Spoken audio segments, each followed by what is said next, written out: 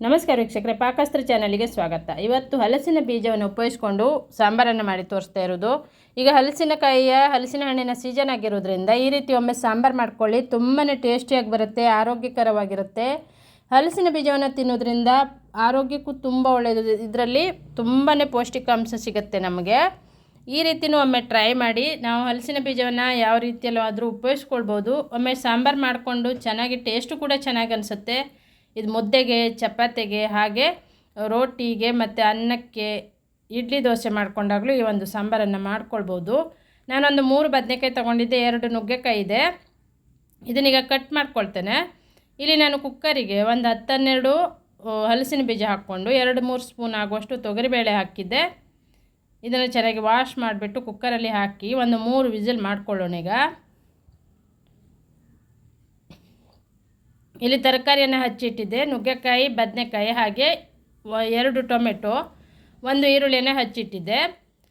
ಈಗ ಒಂದು ಪಾತ್ರೆಗೆ ಟೊಮೆಟೊ, ಈರುಳ್ಳಿಯನ್ನು ಹಾಕ್ಕೊಂಡು ನುಗ್ಗೆಕಾಯಿಯನ್ನು ಹಾಕ್ಕೊಳ್ತಾ ಇದ್ದೆ ನೋಡಿ. ಹಾಕ್ಕೊಂಡು ಮೊದಲು ಇದನ್ನು ಬೇಯಿಸ್ಕೊಳ್ಳೋಣ. ನಂತರ ಬದನೆಕಾಯಿಯನ್ನು ಹಾಕ್ಕೊಳ್ಬೇಕು. ಯಾಕಂದರೆ ಬದನೆಕಾಯಿ ಬೇಗನೆ ಬೆಂದುಬಿಡುತ್ತೆ.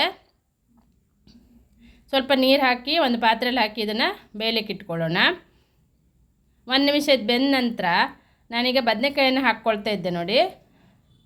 ಬದನೆಕಾಯಿಯನ್ನು ಮತ್ತೆ ವಾಶ್ ಮಾಡಿಬಿಟ್ಟು ಹಾಕ್ಕೊಳ್ತಾ ಇರೋದು. ಹಾಕಿಬಿಟ್ಟು ಇದನ್ನು ಕೂಡ 1 ನಿಮಿಷ ಮತ್ತೆ ಬೇಯಿಸ್ಕೊಳ್ಳೋಣ.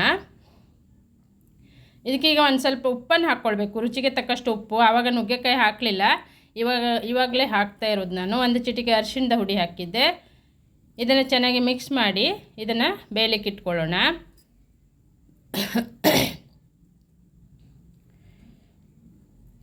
ಇಲ್ಲಿ ಮಸಾಲೆಯನ್ನು ರುಬ್ಬಲಿಕ್ಕೆ 1 ಬೌಲ್ ಆಗುವಷ್ಟು ಹಸಿ ತೆಂಗಿನಕಾಯಿ ತುರಿಯನ್ನು ತೊಗೊಂಡಿದ್ದೆ. ಒಂದು 7-8 ಕರಿಬೇವನ್ನು ಹುರಿದು ಹಾಕಿರೋದು ನಾನಿಲ್ಲಿ. ನಂತರ 1 ಚಿಟಿಕೆ ಜೀರಿಗೆ, 1 ಸ್ಪೂನ್ ಕೊತ್ತಂಬರಿ ಕಾಳನ್ನು ಹಾಕ್ಕೊಳ್ತಾ ಇದ್ದೆ.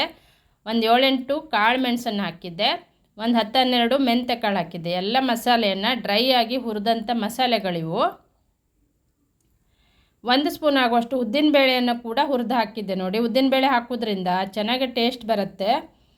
ಹಾಗೆ 1 ಸಣ್ಣ ಪೀಸ್ ಹುಣಸೆ ಹುಳಿ, ಒಂದು 4-5 ಬ್ಯಾಡಗಿ ಮೆಣಸಿನ್ಕಾಯನ್ನು ಕೂಡ ಹುರಿದು ಹಾಕಿರುವಂಥದ್ದು. ಯಾವುದೇ ಮಸಾಲೆಯನ್ನು ಹಸಿಯಾಗಿ ಹಾಕಲಿಲ್ಲ, ಎಲ್ಲವನ್ನು ಹುರಿದು ಇದನ್ನು ಒಂದು ಮಿಕ್ಸಿ ಬೌಲಲ್ಲಿ ಹಾಕಿ ಚೆನ್ನಾಗಿ ರುಬ್ಬಿದ್ದೆ. ತುಂಬಾ ನೈಸ್ ಮಾಡ್ಕೊಳ್ಬೇಡಿ, ತುಂಬ ತರಿತರಿನಾಗಿನೂ ಬೇಡ, ಮೀಡಿಯಮ್ ಆಗಿ ರುಬ್ಬಿಕೊಂಡು ಬೇಯಿಸ್ಕೊಂಡಂಥ ತರಕಾರಿಗೆ ಹಾಕಿ ಚೆನ್ನಾಗಿ ಮಿಕ್ಸ್ ಮಾಡಿದ್ದೆ. ತರಕಾರಿಯಲ್ಲಿ ನೀರು ಇರೋದ್ರಿಂದ ತುಂಬಾ ನೀರು ಹಾಕಲಿಲ್ಲ ನಾನಿಲ್ಲಿ. 1 ಸಣ್ಣ ಪೀಸ್ ಆಗೋಷ್ಟು ಬೆಲ್ಲ ಹಾಕಿದ್ದೆ ನೋಡಿ. ಈಗ ಹಲಸಿನ ಬೀಜ ಮತ್ತು ತೊಗರಿಬೇಳೆ, ಬೆಂದಂಥ ತೊಗರಿಬೇಳೆನ ಹಾಕ್ಕೊಳ್ಳೋಣ. ಈ ರೀತಿ ನಾವು ಬೇಯಿಸ್ಬಿಟ್ಟು ಹಾಕೋದ್ರಿಂದನೂ ಬೇಗನೆ ಬೆಂದು ಬಿಡುತ್ತೆ. ಮತ್ತು ಮಕ್ಕಳಿಗೆ ಆದರೆ ತುಂಬಾ ಈಸಿಯಾಗಿ ಇದನ್ನು ತಿನ್ಬೋದು, ತುಂಬ ಸಾಫ್ಟಾಗಿ ಬರುತ್ತೆ.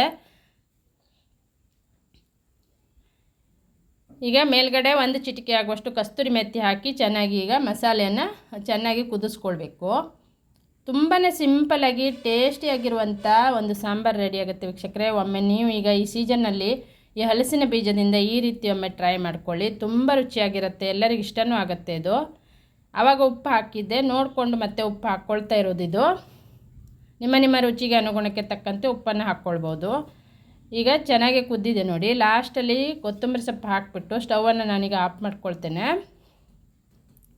ಎಷ್ಟು ಸಿಂಪಲಾಗಿ ಪಟ್ಟಂತ ಮಾಡ್ಕೊಳ್ಳುವಂಥ ಸಾಂಬಾರು ರೆಡಿಯಾಗಿದೆ. ಈಗ ಸ್ಟವ್ ಆಫ್ ಮಾಡಿಬಿಟ್ಟು ಇದನ್ನು ಮುಚ್ಚಿಬಿಟ್ಟು ಸೈಡಲ್ಲಿ ಇಟ್ಕೊಳ್ಳೋಣ. ಈಗ ಇದಕ್ಕೆ ನಾನು ಒಗ್ಗರಣೆಯನ್ನು ತಯಾರು ಮಾಡಿ ಒಗ್ಗರಣೆ ಹಾಕ್ತಾ ಇರೋದು. ಮಾಮೂಲಿ ನಾವು ಒಗ್ಗರಣೆ ಹಾಕೋ ರೀತಿಯಲ್ಲಿ ಹಾಕಿಬಿಟ್ಟು ಲಾಸ್ಟಲ್ಲಿ ಹಾಕಿದಾಗ ಘಮ ಚೆನ್ನಾಗಿ ಬರುತ್ತೆ, ಟೇಸ್ಟು ಚೆನ್ನಾಗಿ ಬರುತ್ತೆ. ನೋಡಿದ್ರಲ್ಲ ಎಷ್ಟು ಸಿಂಪಲ್ಲಾಗಿ ಸಾಂಬಾರು ರೆಡಿಯಾಗಿದೆ. ನೀವು ಒಮ್ಮೆ ಟ್ರೈ ಮಾಡಿ ಕಮೆಂಟ್ ಬಾಕ್ಸಲ್ಲಿ ಕಮೆಂಟನ್ನು ಬರ್ತಿಳಿಸಿ. ನನ್ನ ಚಾನಲನ್ನು ಸಬ್ಸ್ಕ್ರೈಬ್ ಮಾಡಿಕೊಂಡು ಇನ್ನೊಬ್ಬರಿಗೂ ಶೇರ್ ಮಾಡಿ, ಲೈಕ್ ಮಾಡಿ, ಸಪೋರ್ಟ್ ಮಾಡಿ. ವಿಡಿಯೋವನ್ನು ಪೂರ್ತಿಯಾಗಿ ನೋಡಿದ್ದಕ್ಕೆ ಥ್ಯಾಂಕ್ ಯು.